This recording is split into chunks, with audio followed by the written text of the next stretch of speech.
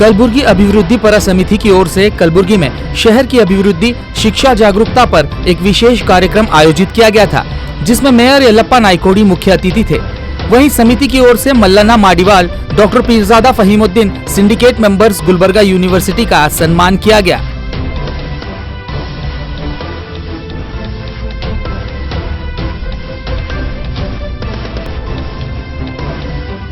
कलबुर्गी अभिवृद्धि पर समिति के महासचिव जुबैरुल्लाह खान ने कलबुर्गी न्यूज से बात करते कहा, इस कार्यक्रम का उद्देश्य है शहर की अभिवृद्धि और हम सरकार से छात्र छात्राओं को मिलने वाली सुविधाओं पर जागरूकता करने जा रहे हैं, जिससे उन्हें उसका लाभ मिल सके। शहर की अभिवृद्धि के लिए समिति काम करेगी। आज सप्तागिरी होटल पे जो है कलबुर्गी अभिवृद्धि पर समिति की तरफ से एक प्रोग्राम ऑर्गेनाइज किया गया था।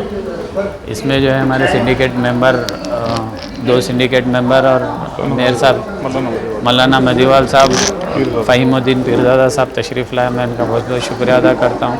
हमारे डिस्ट्रिक्ट प्रेसिडेंट जगदेव गुत्तेदार साहब भी आना था, उनको किसी वजह से जो है वो चिंचोली चले गए हैं, कोई गेस्ट आने की वजह से।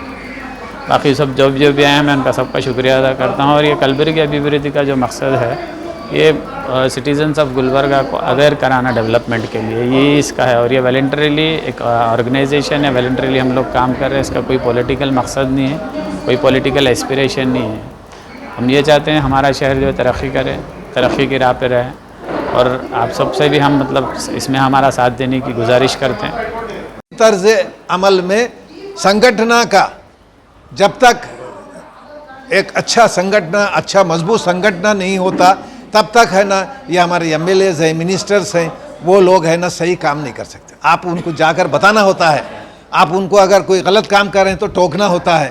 तो मैं बहुत ही है ना मशकूर ममनून हूँ हमारे यंग स्टार जुबैर अहमद खान साहब का और उनके तमाम है ना अरकान का, हमनवा का, कि मुझे यहाँ पे बुलाकर आपसे है ना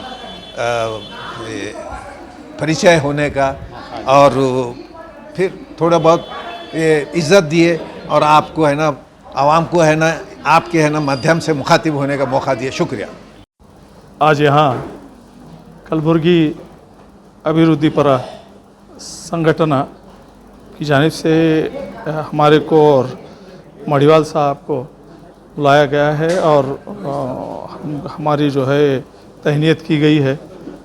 मैं इसके लिए लोइस कुरी साहब का, जुल्फ़िकार साहब का और ज़फ़रुल्लाह खान साहब का और ज़ुबैरुल्लाह खान साहब और उनके साथियों का शुक्रिया अदा करता हूँ।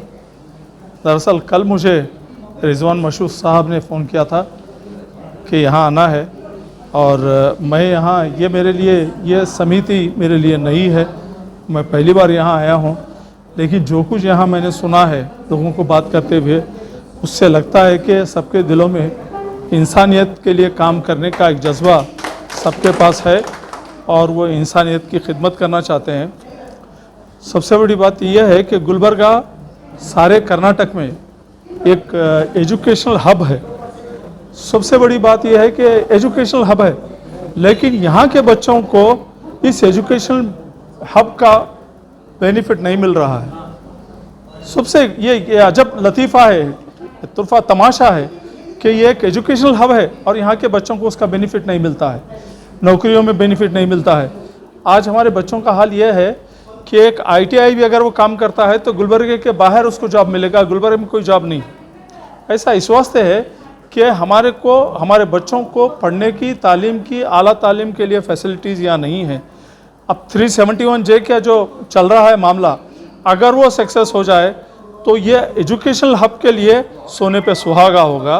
फिर हमारे बच्चों को ज़्यादा से ज़्यादा तालीम हासिल करने का मौका मिलेगा, ज़्यादा से ज़्यादा बच्चों को अपॉर्चुनिटीज़ मिलेंगे, यहाँ के लोगों को जॉब में हर चीज़ में कोटा मिलेगा और उसका फ़ायदा गुलबर्गे के लोगों को होगा।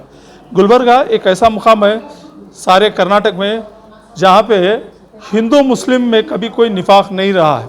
थोड़े बहुत रहते हैं, जहाँ अच्छी चीज़ें होती हैं वहाँ एक नेग्लिजिबल परसेंटेज वैसा होता है, लेकिन यहाँ पे भाईचारा बहुत ज़्यादा है।